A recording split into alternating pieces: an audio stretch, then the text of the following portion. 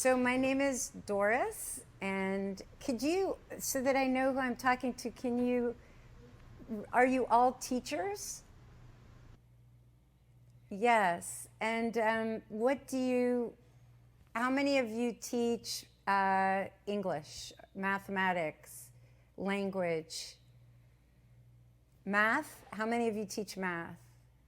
How many of you teach science? What else? History. Okay, great.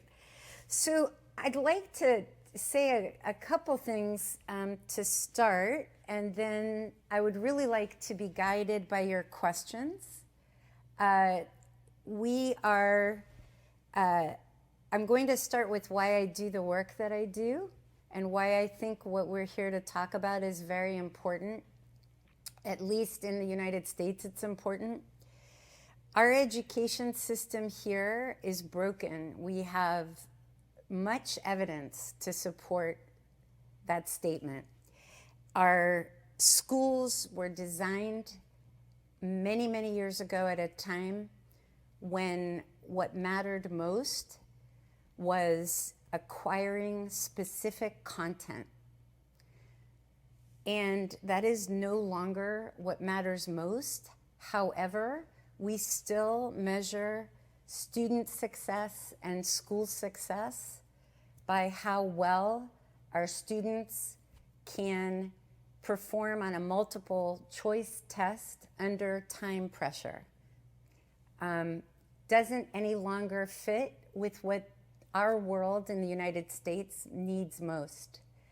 We have much research that shows that in the United States, we are declining in competitiveness, and that the root cause, more than anything else, is that we have a workforce that is not equipped with the skills they need to succeed today, which are problem solving, critical thinking, collaboration, and communications. 20 years, 30 years, 40 years ago, being the person who knew certain information was where power came from. What we called in the old days, the knowledge worker. That is no longer what matters most. This has changed everything. And we are finding in our country that our graduates from our top universities are not equipped with the skills they need to succeed. In fact, we're having a bit of a crisis with the employability of many of our college graduates. This entrepreneurship education, we are using entrepreneurship as a vehicle to teach our students the skills they need for a changed world. So we've created over the past 4 years a course, a program actually, that is a highly developed set of systems to create educational programs where students learn skills, 21st century skills, through real world problem solving. We have been teaching other teachers from all over the country. I believe Yana said he shared a couple videos with you. Is that correct? From any teachers? They were on the, we're yet going to show them, but they are on the website that yeah. Yeah, that's great. So the only reason I asked is that if I don't want to repeat what you've already watched, but basically we've had workshops where we teach teachers how to build their own programs. It's a very different educational model. It's a very different type of teaching than what is traditional in this country. And the teachers who have come, 90 plus so far to the workshops, and then we've had probably several dozens of other schools and teachers who have come to visit us and worked with us here. In addition, some of them are teaching entrepreneurship courses, but many of them are teaching humanities courses, science courses, teaching. There's, as an example, a woman who's created a program where she is teaching unemployed and underemployed girls and women to code. We've had people from universities. We've had people from middle schools, public schools, private schools, learning how to apply these approaches. Please ask questions because I want to make sure we don't know each other, and I want to make sure that what I say is relevant for you. How many of you are planning to teach an entrepreneurship course or are hoping to add entrepreneurship into what you already do? Anybody? Yeah? So can one of you share what your plans are?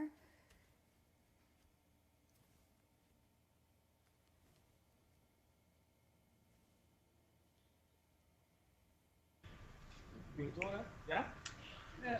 We Doris, just... Yes, thank you. we have some experience in our school. We put these methods in curricula. So we have some training firms to put in economic schools and have some experience. Not so much as I have seen on the website. The one experience you already said, if Janes showed us. Yes. So I have seen that, but our experience here in Slovenia is not the same as you have, of course. Yes, of course. But I'm very, how to say, I hope I will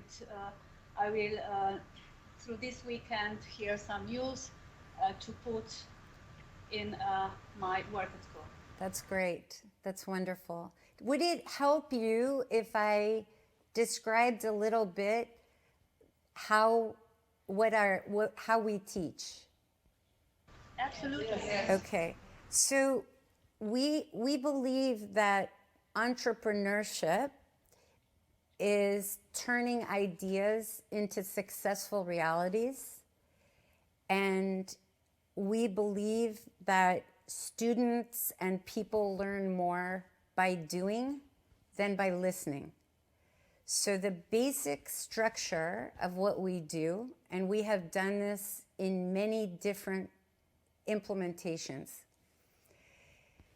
we find real businesses with real and urgent startup type of problems who are willing to let a bunch of high school kids work on them. We find 2 or 3 of these. And by the way, it's much easier to find these than anybody could imagine. And we've developed systems to do that. And the students come in, and on the 3rd day of class, we have a business, present their business to the students and present their problem. And then we put the students on teams. And 3 weeks later, they present their solutions to that business. We do a very simple one first because they have no background. They're high school kids. Because they have 3 weeks and a deadline and they're going to present, they feel a lot of pressure, and we guide them with many different things in our curriculum to help give them the tools they need to solve the problem. There's no answer in the back of the book. So it is a very creative problem-solving exercise. They learn Lean Launchpad, which gives them a methodology, which is basically the scientific method, where they come up with hypotheses or guesses, and then they have to validate or reject, and they go through this iterative cycle. So we find 2 or 3 businesses. The problems are successively more complicated and sophisticated. Each student will work on 3 different business problems with 3 different teams. They present at the end of each week to us. We use class time for them to work on teams together. They do reading and watching videos and individual research outside of class at night and on the weekends, so that the class time is used for work that requires collaboration.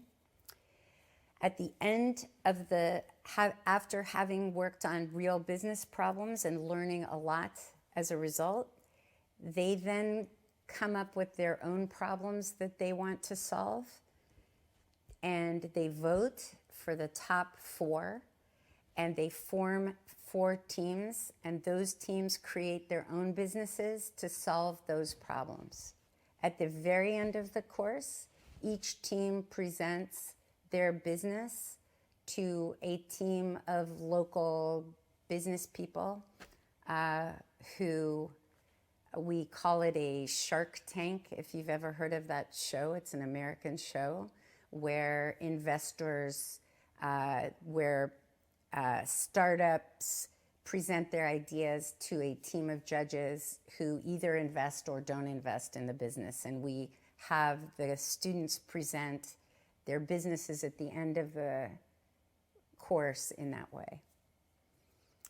We have developed a learning management system that the students use and the instructors use that is created all in Google. They read a lot, they write a lot, they do blogs. We have a rich part of the curriculum that is about giving feedback and accepting feedback and teaming. They do quantitative analysis, qualitative analysis. They learn, depending on the business problem they're working on, about science, about genetics sometimes, about disruptive new markets. Just depends.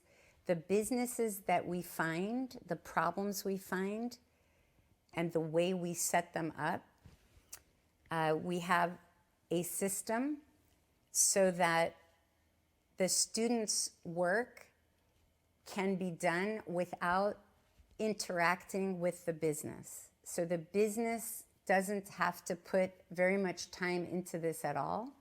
The only thing they have to do is tell the students about their business on the first day and come and listen to their solutions on the last day. We have worked with schools and teachers who have found businesses through emails and have had a business Skype their class on the first day and Skype to hear the solutions on the last day. It's much simpler than it might sound.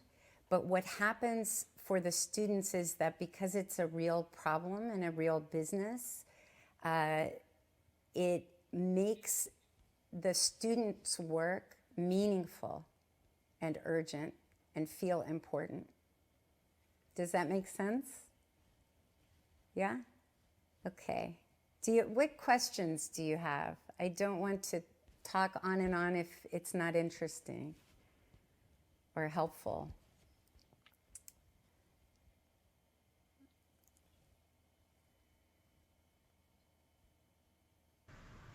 Yes. No? Yeah, it is very interesting and helpful. So it's nice to hear something from you because it is when I'm hearing you, it's pretty similar in I don't know in our classes.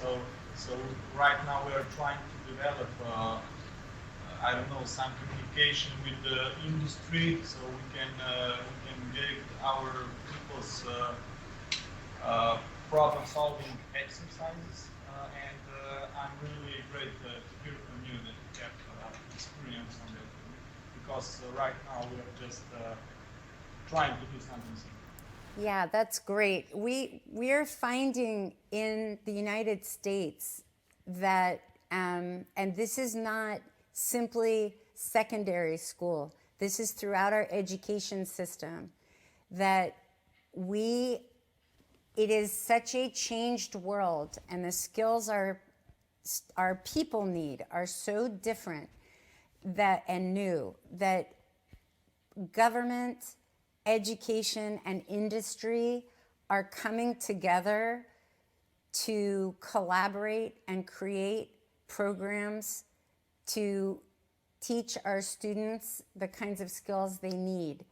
The idea that a single teacher in a classroom with 4 walls and a closed door can equip students to learn what they need to learn is dated. And we're finding that in this country, even private businesses are very eager now to contribute to education, not only with money, but with their time and their expertise. Are you finding that there are people outside of schools who are more interested now in helping with your education programs than before? Maybe I can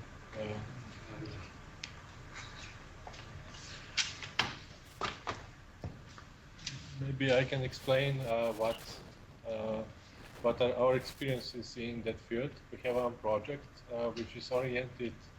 Actually, it is challenges to young people, where we invite companies to participate in their challenges, and then in 1 week period, young people from age of 15 to 29, they are looking for they are trying to prepare business model for that kind of challenges. That's fantastic.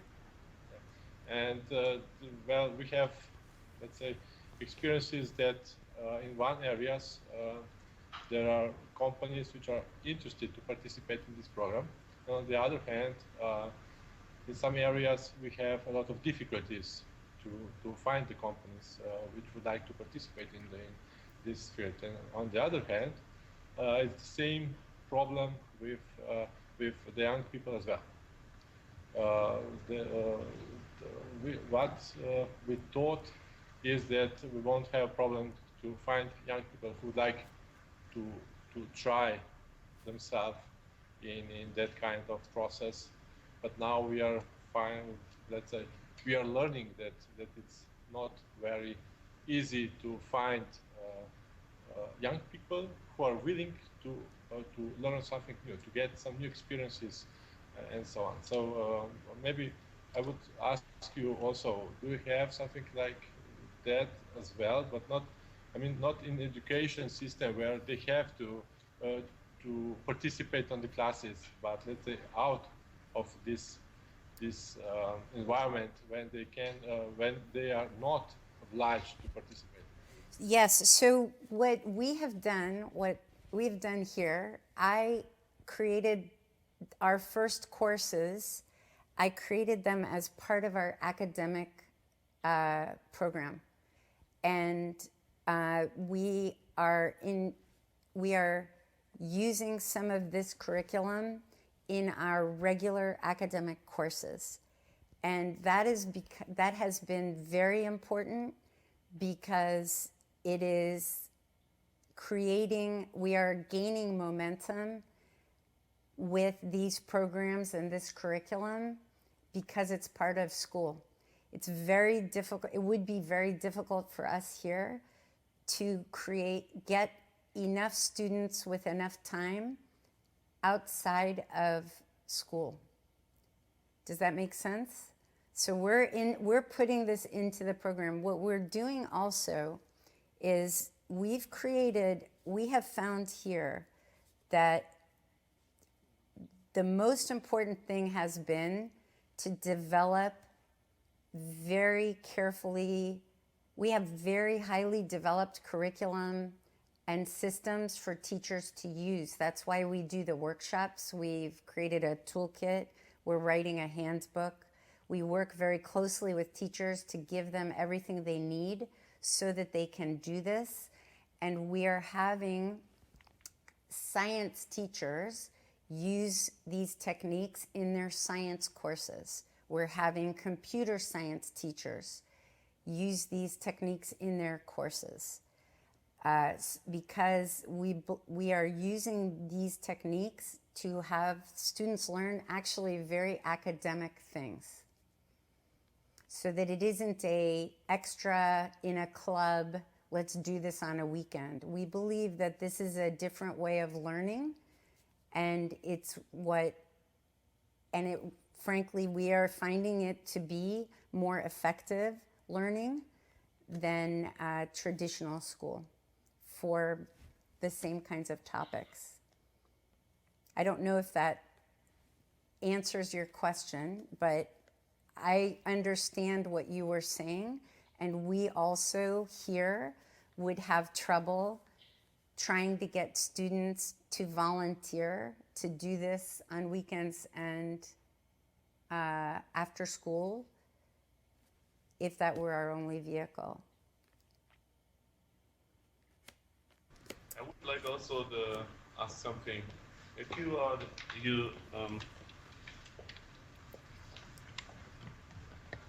I talked a little bit also about the self-determination theory.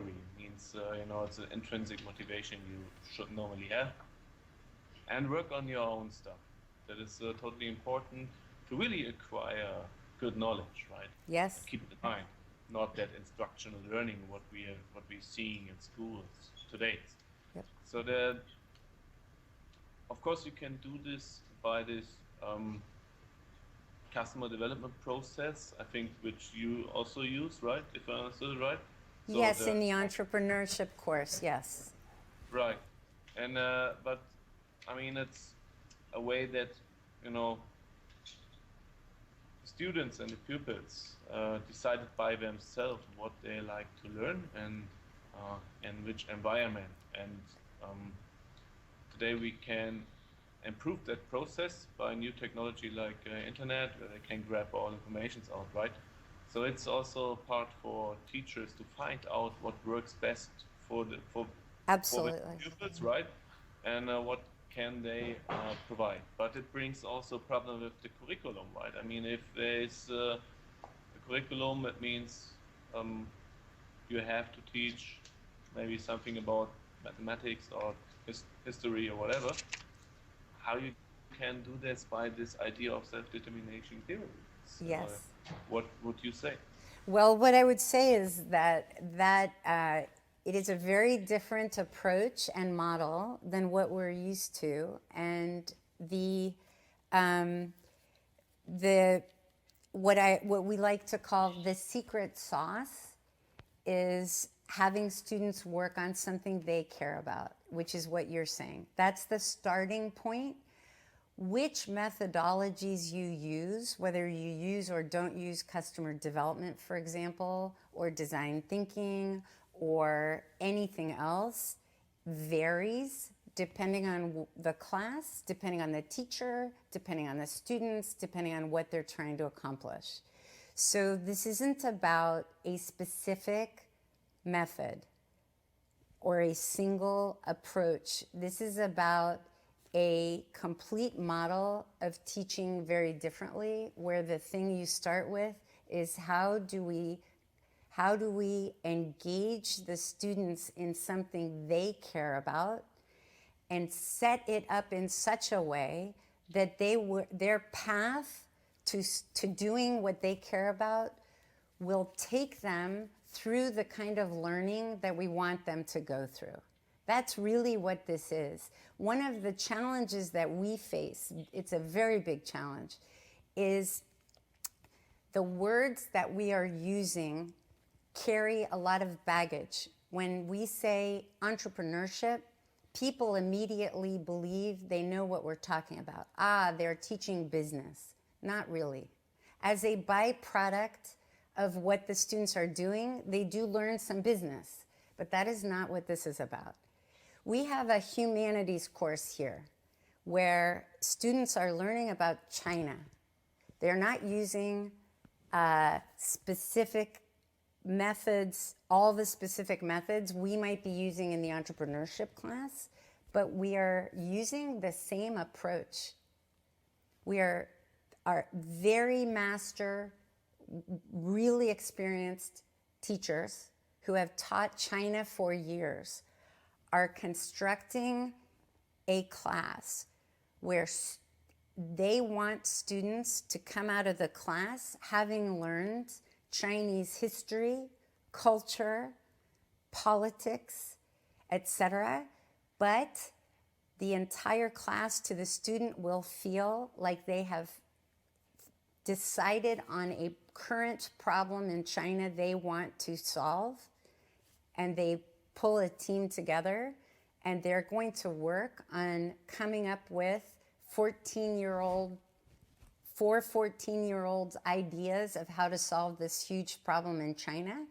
And the way that the teachers guide their work will require those students to learn the historical context of the problem they've chosen, the political context, the cultural context. They will, in the end, have learned more about Chinese history than they ever would have learned if the teacher had stood in front of them and lectured and made them read texts that the teacher chose.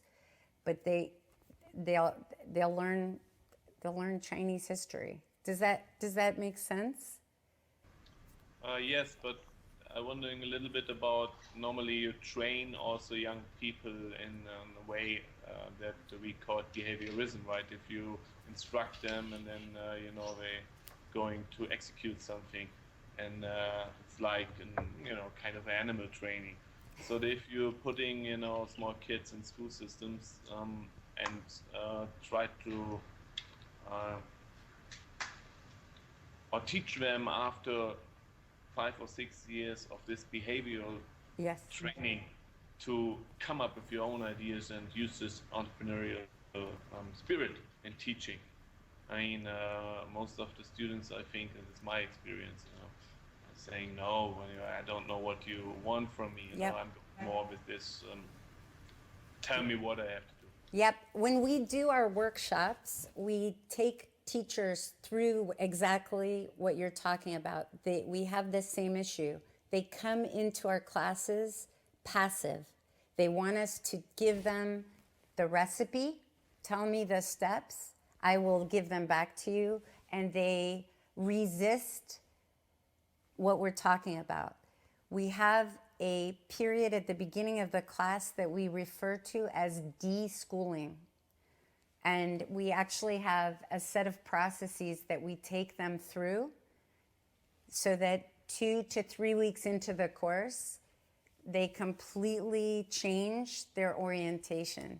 But it's painful for them. We also have issues with testing requirements and grades and other things that we could spend the next 2 hours talking about. Unfortunately, I can see our time is almost up. But that's why we spend 2.5 days in these workshops, because there's a lot here that has to change for it to work.